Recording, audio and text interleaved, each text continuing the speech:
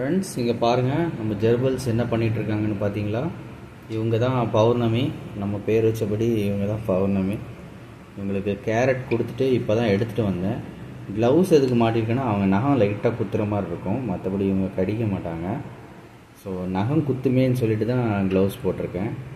மற்றபடி இவங்க வந்து ரொம்ப ஃப்ரெண்ட்லி, ரொம்ப ஜாலியாக இருப்பாங்க, ரொம்ப ஆக்டிவாகவும் இருப்பாங்க. துருன்னு சொல்லிட்டு அணில் மாதிரியே இருப்பாங்க. ஸோ பார்த்திங்கன்னா தெரியும், ரொம்ப ப்ளேஃபுல்லாக இருப்பாங்க. அப்படியே தப்பிச்சு போகிறது, எங்கே ஓடலாம், என்ன பண்ணலாம், அப்படி துருன்னே இருப்பாங்க. பார்த்திங்கன்னா இப்போ ட்ரைக்கு போயிடுவாங்க பாருங்கள். பார்த்திங்களா, இது அவங்களோட ப்ளே டைமு.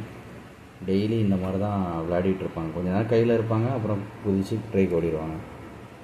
பார்த்திங்களா, ரொம்ப ஃப்ரெண்ட்லி. எல்லாமே சாப்பிடுவாங்க, வெஜிடபிள்ஸ் எல்லாம் சாப்பிடுவாங்க.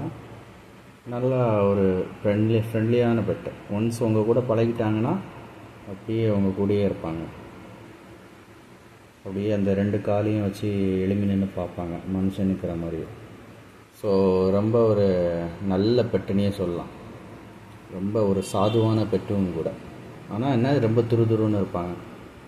இது மட்டும்தாங்க. உங்களுக்கு பிடிச்சிருந்தா கூட ஜெர்பல்ஸை வாங்கி வளங்க. வீட்டில் வளர்க்குறதுக்கு ஒரு நல்ல பெட்டு.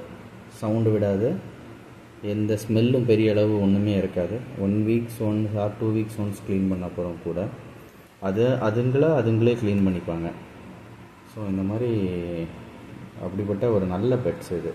ஸோ அந்த டெய்லை பார்த்திங்கன்னா உங்களுக்கே தெரியும், லயன் டெய்ல்னு சொல்லுவாங்க.